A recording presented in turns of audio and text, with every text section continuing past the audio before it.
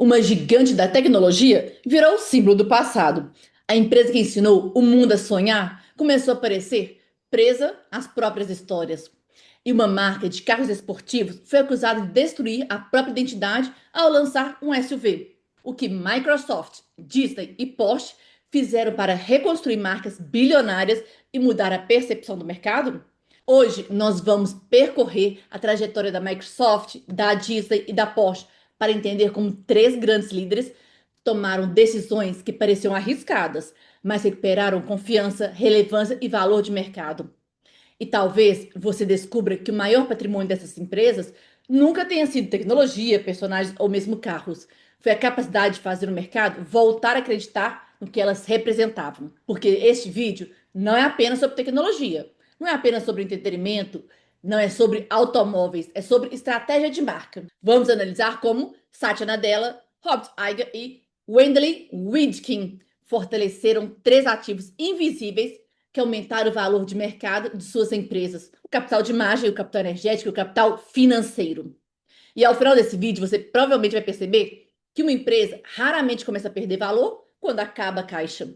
A queda começa muito antes, quando o mercado deixa de acreditar nelas. Eu sou Natália Mota, estrategista em posicionamento, autoridade e percepção de valor.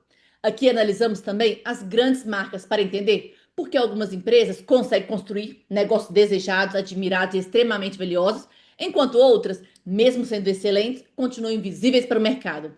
Se esse tipo de análise fez sentido para você, então aproveite para se inscrever no canal, deixar o seu like e me acompanhar também nas outras mídias sociais.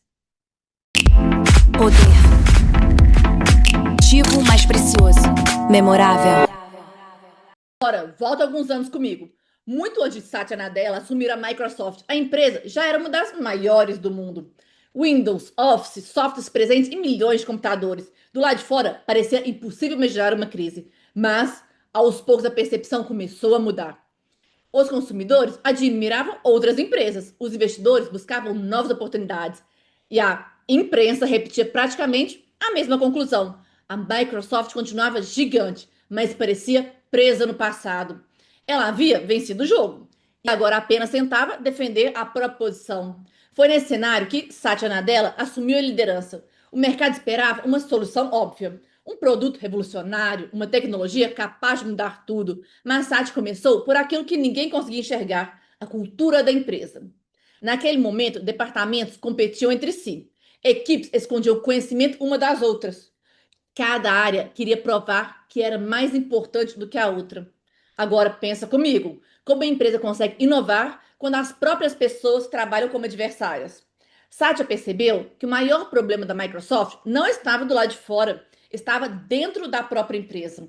Então começou a substituir a competição pela colaboração, a disputa pela aprendizagem, o isolamento pela construção conjunta. Mas talvez sua decisão ousada tenha sido outra. Durante anos, a Microsoft tratou grandes empresas de tecnologia como inimigas.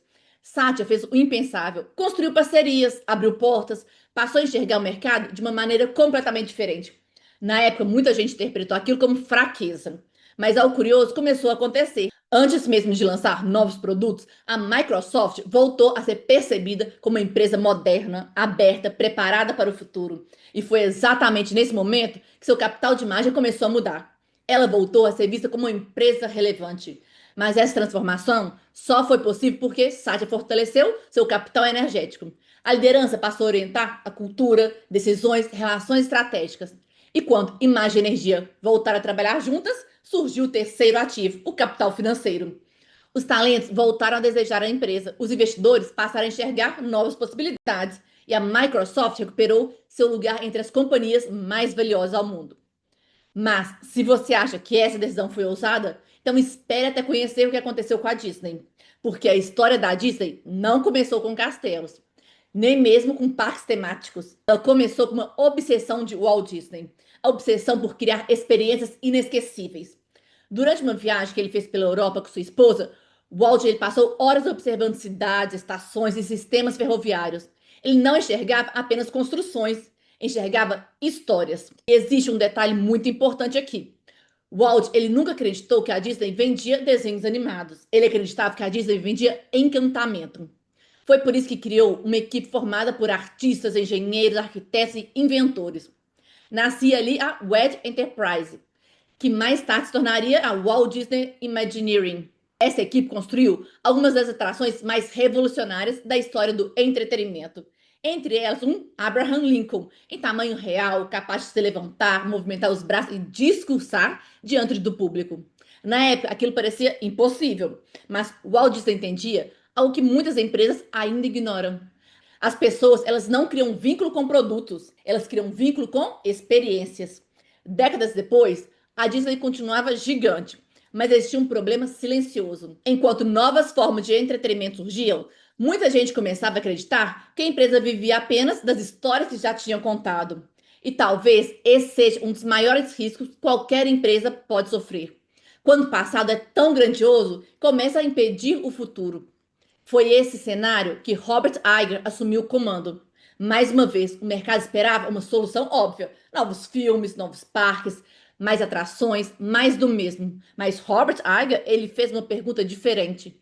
O que faz alguém amar a Disney? Parece uma pergunta simples, mas ela movimentou bilhões de dólares. Então, em vez de tentar criar dezenas de personagens novos, Robert Iger, ele tomou uma sequência de decisões que assustou muita gente. Primeiro veio a Pixar, depois a Marvel, mais tarde Lucasfilms.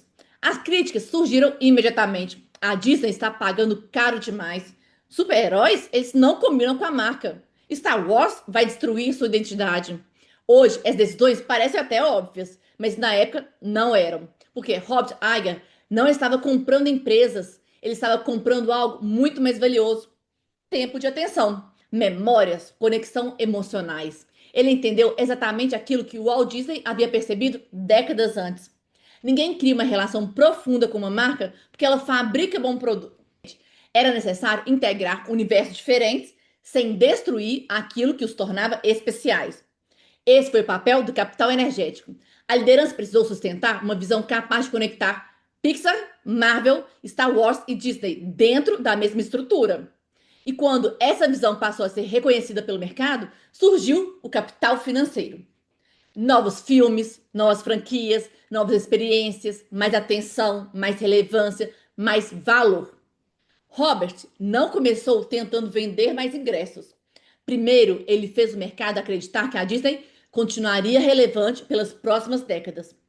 E quando a percepção mudou, os resultados eles acompanharam. Agora, chegamos à Porsche. No início da década de 90, a empresa enfrentava uma crise profunda. As vendas caíram, os custos aumentavam e havia quem acreditasse que a marca tradicional jamais conseguiria sobreviver daquele jeito. As sugestões começaram a aparecer: fazer carros mais baratos, copiar os concorrentes, abandonar parte da própria identidade. Mas Widdelin Widkin recusou esse caminho. Antes de pensar em vender mais, ele decidiu reconstruir a empresa por dentro. Simplificou processos, reduziu desperdícios, aumentou sua eficiência, recuperou a excelência operacional. Mas a decisão que realmente mudaria a história da Porsche veio só depois. A empresa anunciou que lançaria um SUV. Hoje isso parece normal, quase todas fazem, mas naquela época parecia um escândalo. Porsche faz carro esportivo. Quem compra Porsche jamais vai querer um utilitário. Essa marca acabou. As críticas eram tão fortes que muita gente acreditava que aquele seria o começo do fim. Mas havia uma diferença enorme entre abandonar uma identidade e expandir seu território, onde essa identidade poderia existir. O Porsche não criou o SUV qualquer. Ela criou um SUV que continuava sendo reconhecido como Porsche. O Cayenne não substituiu o sonho de ter um 911. Ele permitiu que novas pessoas entrassem no universo da marca sem que ela deixasse de representar desempenho, engenharia e desejo. Foi uma expansão de percepção, não uma mudança de identidade. E foi exatamente aí que a Porsche fortaleceu seu capital de imagem. O mercado passou a enxergá-la não apenas como uma fabricante de carros esportivos, mas como uma marca capaz de levar sua essência para novos territórios. O capital energético apareceu na firmeza de uma liderança que sustentou sua visão mesmo diante das críticas. E quando imagem e energia passaram a trabalhar juntas, surgiu o capital financeiro. A Porsche recuperou sua força econômica e se transformou em uma das fabricantes mais lucrativas do mundo. Agora, volta alguns minutos nesse vídeo. Satya Nadella, Robert Iger, Wendell Widkin, Três líderes, três setores completamente diferentes. E uma pergunta: o que realmente une essas três histórias? Não é tecnologia, não é entretenimento, não é automóvel, também não é marketing. O padrão é outro. Nenhum deles começou tentando convencer o mercado.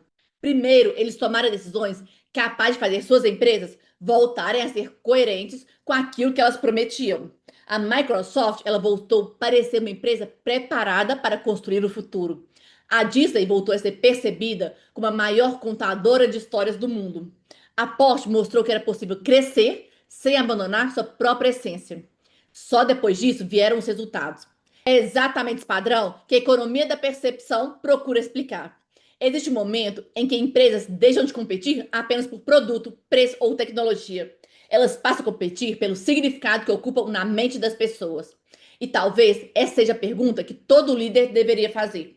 Se amanhã sua empresa desaparecesse do mercado, o que realmente faria falta?